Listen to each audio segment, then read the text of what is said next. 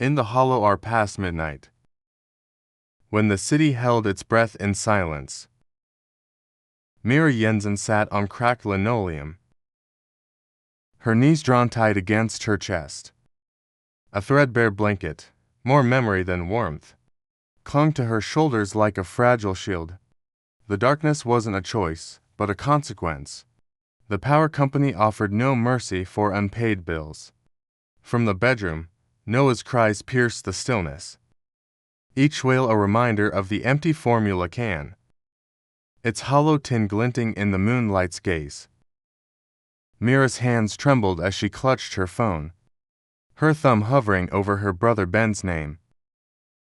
She loathed the asking, the pleading, the surrender of pride to necessity's cruel weight. Tonight wasn't about dignity, it was about Noah, a child whose hunger knew no patience for excuses. Her fingers typed a message etched in her heart. Ben, I'm sorry to ask again.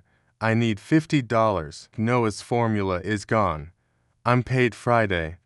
Asterisk, I'll pay you back, please. She hit send, not checking the number, her breath catching. She pressed her forehead to her knees, the blanket slipping, her failure another stone. 5 minutes later, her phone buzzed, startling her. She grabbed it, expecting Ben's reluctant reply. But the words froze her. Wrong number. Horror flooded her. One wrong digit. A slip of her thumb and she'd bared her soul. She typed frantically, I'm so sorry. Ignore this. She locked the screen, tossed the phone aside, and pulled the blanket tighter, heart sinking.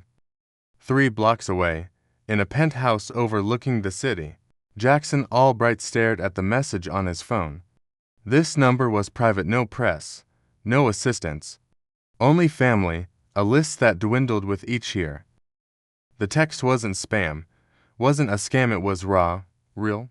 He read it again. Noah's almost out. I get paid Friday. It was a mother's plea, her dignity laid bare.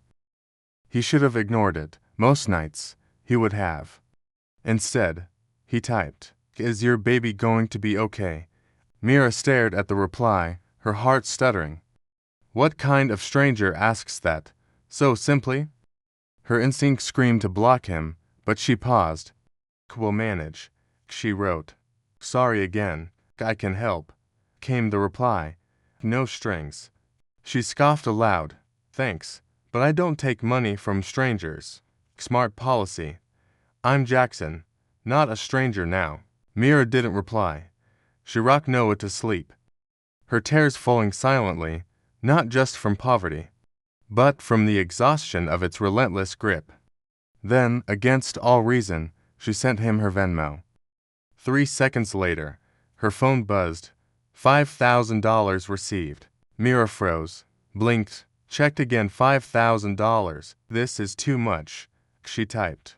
I only needed $50. It's yours. No catch. One less thing to worry about. She hadn't cried when she lost her job, nor when her car was repossessed, nor when Noah's father vanished. But this act of earnest kindness broke her. Thank you, she typed, hand shaking. I don't know what to say. You don't have to say anything. Just take care of Noah. Then she noticed that she hadn't told him Noah's name. Sleep eluded Mira, even as Noah's breath softened, his full belly easing him into peaceful slumber. She sat on the edge of her mattress, clutching her phone, rereading the transfer. $5,000. Still real, still there. Doubt gnawed at her. Was this a scam? A trap? Did Jackson expect something? A favor to be repaid? People don't give thousands to strangers, not in her world. She typed, deleted, typed again. You didn't have to do that. Her phone stayed dark, relief mixed with unease. Across the city, Jackson Albright sat in his penthouse, the skyline a cold, glittering canvas beyond his window. The leather chair offered no comfort, only isolation. His phone buzzed. Why would you help someone like me? He stared at the words, longer than he should have. Most who contacted him wanted power, influence, money. This was different, a question born of raw honesty. Because once, someone helped me when they didn't have to. I've never forgotten that, he wrote, his truth laid bare. A pause, then her reply. I want to pay you back for the formula, for your kindness, for not ignoring me. Jackson's jaw tightened. She clung to her pride. Even as life tried to drown her, he respected that. Tell me what no one needs. I'll send supplies, not money. Mira hesitated. Only if it's really no strings. I don't do strings. Strings are for games. The next morning, a knock startled Mira. No one knocked here, not neighbors, not the landlord. Through the peephole, a delivery driver held for boxes. Delivery for Mira Jensen, he said. She signed, hands shaking. Inside were formula, diapers, wipes, bottles, clothes. Not cheap brands, but the kind only perfect lives could afford. At the bottom, an envelope. Noah deserves better than barely getting by. Jackson. Mira didn't touch the boxes for hours, afraid to believe. Noah slept soundly, his first full bottle in days. She sat, staring at her son's peaceful breaths, wondering what world she'd stumbled into. Suspicion warred with gratitude. Who was this man? She typed Jackson Albright into her phone. Results flooded in. CEO of Helix Core Industries. Net worth $11.8 billion. A ghost mogul. Media shy. Widowed. Her stomach flipped. This wasn't just a kind stranger. He owned AI medicine patents. Built empires. Why was he texting her, sending supplies to her crumbling life? She typed, "Why are you really doing this?" His reply came slow. I know what it's like to lose someone. No child should feel that pain. The words weren't pity, they were raw, true, heavy. I don't want your pity. She shot back. It's not pity. It's recognition. Mira closed her eyes, the weight of his words sinking in. Do you work? He asked, shifting the conversation. I did. Biochem research, diagnostics, Novogen, until Noah. The company folded. Daycare shut down.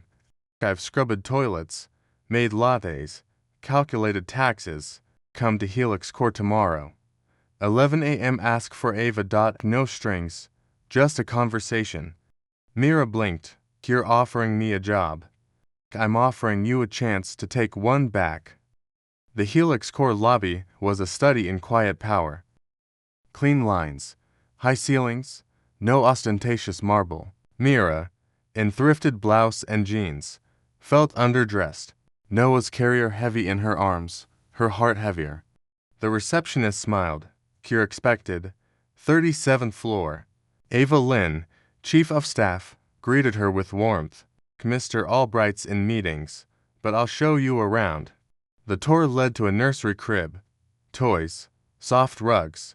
Mira's hand flew to her mouth, heart aching. He thought it might help you feel comfortable, Ava said. Mira stepped inside, overwhelmed by thoughtfulness.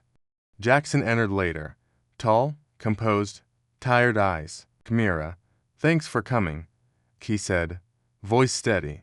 I wasn't sure I should, she admitted, standing awkwardly. You came anyway. That's what matters. He slid a folder across. Temporary position. 3 months. Finance audit support. Flexible hours. Fair pay. Mira blinked at the offer more than her old salary. This is real, she asked, glancing at Noah. It is. So is the nursery, he said, smiling faintly. Mira nodded once. I'll take it.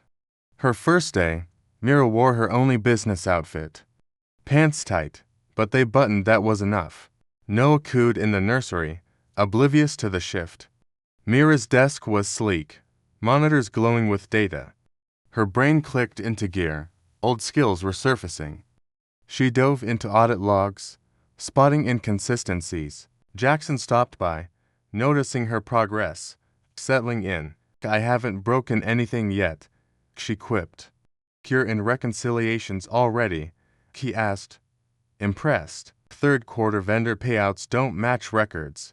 Asterisk, something's off, either sloppy or hidden. Jackson's jaw tightened. Keep this between us. If you find something, bring it to me. No one else. Mira nodded, sensing the weight of his trust. By Friday, she found it a pattern, subtle but clear. A vendor, Trinix Solutions, tied to fake project codes. Payments routed through a Delaware shell company. Mira encrypted the data, messaged Jackson, I need 5 minutes. In his office, she handed him a drive. It's not confirmed, but it's enough to raise questions. It's clean to clean. Jackson scrolled through, his face darkening. You suspected this, Mira said. How long? Long enough to know it's someone close, he admitted. Keep digging, but quietly. No emails, no trails. Mira nodded, her resolve hardening like steel. That night, she lay awake, Noah curled against her. She wasn't afraid of the truth, but of failing him. By morning, she traced Trinix to a mailbox drop. No employees, just a firm built for anonymity. This wasn't greed, it was calculated. Years in the making. Jackson entered her office. Trinix, she said, it's a shell. For payments this month, all hidden. Keep it on your machine only. He warned. No backups. You think it's someone close? She pressed.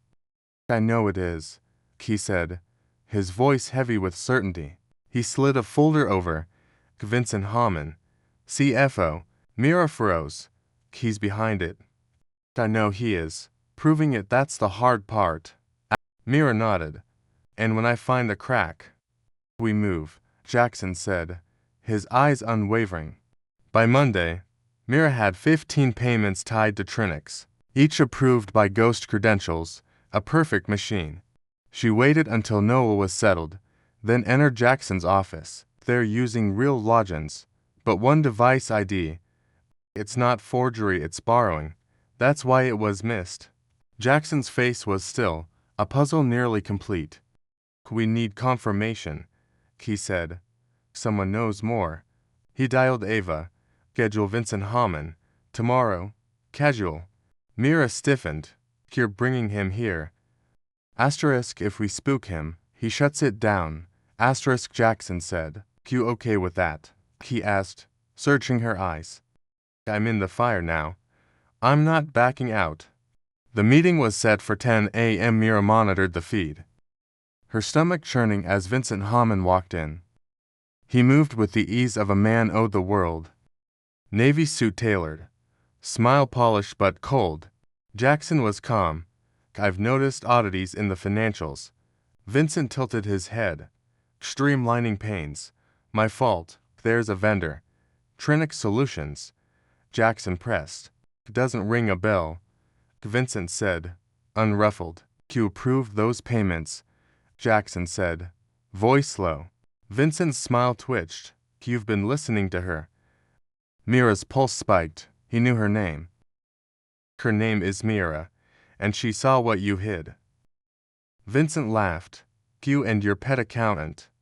You're done, Vince, Jackson said, voice like steel. Vincent pulled a flash drive. No, you're done. Emails. Financials that paint you as reckless. Resign by Friday. Or Mira's dragged into this. Jackson stared. You underestimate me. Vincent stood. I understand you better than anyone. Mira's hands curled into fists, her heart racing. They were at war now, and Vincent played dirty. Jackson didn't return for hours. Mira printed her report. Every transfer, every ghost approval, every shell account. She entered his office without knocking. I saw it all. You weren't supposed to, he said, voice weary. He's trying to destroy you, Mira said, unflinching. Then we find proof he can't spin, she urged. I have one last card, Jackson said. A forensic accountant, Keller. Former FBI. She's been tracking this quietly. Bring her in, Mira said. I'm ready. That night, a safe house, small, clean, secure. Mira packed light, just Noah's things. Her laptop, a message from Jackson, Keller will call in 10. Pick up. Keller's voice was crisp. Tell me everything. From the start. Mira recounted it all, the text, the patterns, the truth. You're good, Keller said. We have enough to bury him. We verify. Then bait the trap, she added. The trap was a fake memo, slipped into the system, announcing an audit of executive vendor contracts. Vincent's team accessed it 3 times in 2 hours. He knows, Keller messaged. He's moving. Jackson called. He's filed an ethics complaint against me. Claims I bribed you. He wants you gone first. We go public, Mira said, resolve burning. The press release hit at 6:43 p.m., precise, devastating. Helix Corp investigates high-level misconduct. Keller's team sent 38 pages to the state attorney. Vincent called Mira. Impressive. I underestimated you. You won't win, he said. You're disposable. Funny. Mira replied. That's how women get noticed. She hung up, unafraid, the storm breaking around her. By morning, Vincent was suspended, the board blindsided. Mira watched the news, Noah asleep beside her. Jackson offered her a permanent role, head of internal audit, full autonomy. Build your team, set your rules. Mira stared. That's a big job. So is what you did, he said, smiling faintly. Weeks later, Mira stood in a boardroom, not an assistant, but the woman who exposed a multi-million-dollar fraud. This is the new framework, she said. Slides clicking, transparent, decentralized, triple audited. A board member stopped her. You did something rare. I wasn't trying to look good, she said. I was protecting Noah. That night, Jackson found her working late.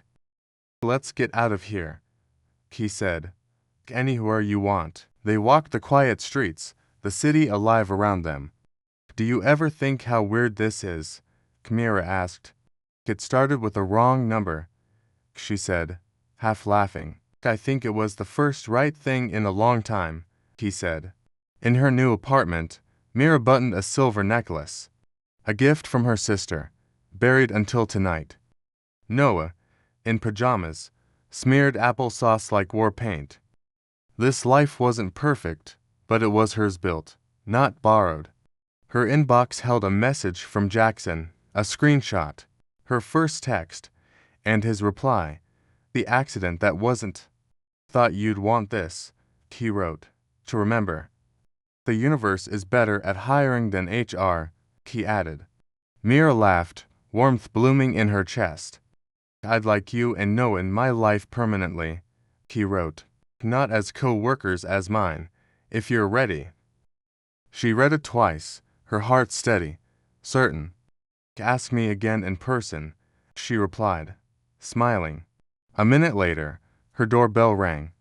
Soft but sure. Mira stood, Noah in her arms, ready for what came next. Their story wasn't an accident, it was a beginning.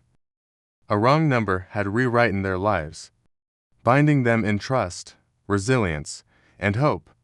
Mira opened the door, stepping into her future. No longer afraid, no longer alone. End of story.